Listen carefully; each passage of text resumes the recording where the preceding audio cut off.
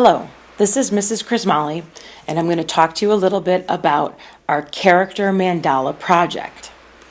Mandala is defined as a geometric figure representing the universe in Hindu and Buddhist symbolism. It is loosely translated to mean circle. A mandala is far more than a simple shape. It represents wholeness and can be seen as a model for the organizational structure of life itself. A mandala is an integrated structure organized around a unifying center. Your task is to create a symbolic representation of a character from our novel, Fahrenheit 451.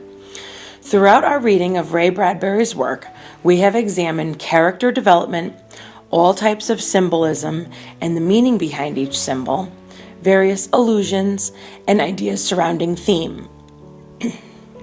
I would like you to choose a main character from the novel and create a visual representation of that character's inner and outer qualities.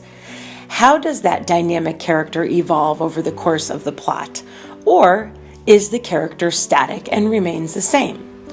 Although I want you to focus on your planning, ideas, and creativity, once you've established the important skeleton of your structure and the layout of your work, you may then begin to think in terms of what types of tools you would like to draw the mandala, your medium. Think about what colors you will use, what types of lines, the thickness of each line. Think about the shading, contrast, dark versus light, shadows. This is a symbolic representation of a character from the novel, and you want to not only represent the character at first glance, but as your audience continues to examine your artwork, you want to be able to explain the connections between your ideas. I have asked our art guru, Mrs. Titus, to speak to you about some of the ideas that I just mentioned in terms of how you will carry out the drawing and illustrating aspects of your work.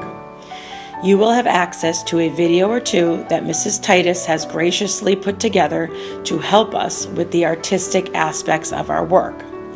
Don't forget, it is equally important that you plan your work and establish meaningful connections between the character, symbols, and ideas that you are including in your work.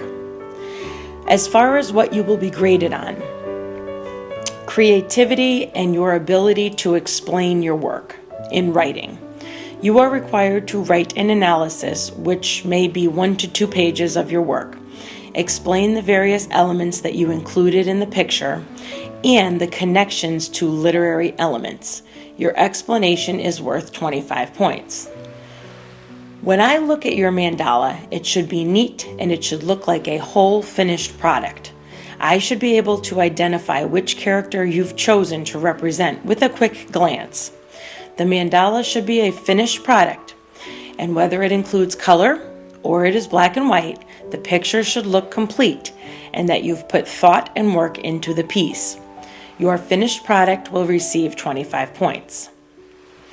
You should have at least 10 different symbolic ideas represented in your work. You may have some sort of character connections. For example, you may draw a line between Montag and Mildred that is strong and thick at first, but then dotted and weak, perhaps thinner at the end. That would count as one of the 10 symbolic ideas.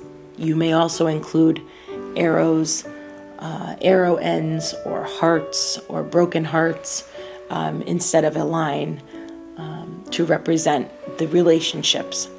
You may have drawn the entire mandala in some sort of graphic that represents Montag. So, for example, maybe you made the mandala in the shape of a salamander, or in the shape of a big fire bulb, or a fire helmet, and everything, all your work is inside of that shape. That would be a second symbolic idea, similar to the peace sign or the compass that you see in my slideshow. Get my point? This is worth 30 points total, 3 points for each symbol. Finally, you will receive 10 points for your effort. You should have worked each day in class, utilized your time, worked wisely and put forth your best effort. And lastly, you'll receive 10 points for presenting your mandala to the class. At this point in time, you should be able to articulate the significance of your work and explain the connections in the novel. You may read your explanation, but I would prefer you talk about it rather than rotely read something. Keep in mind that you really want to embed various aspects of the plot as well.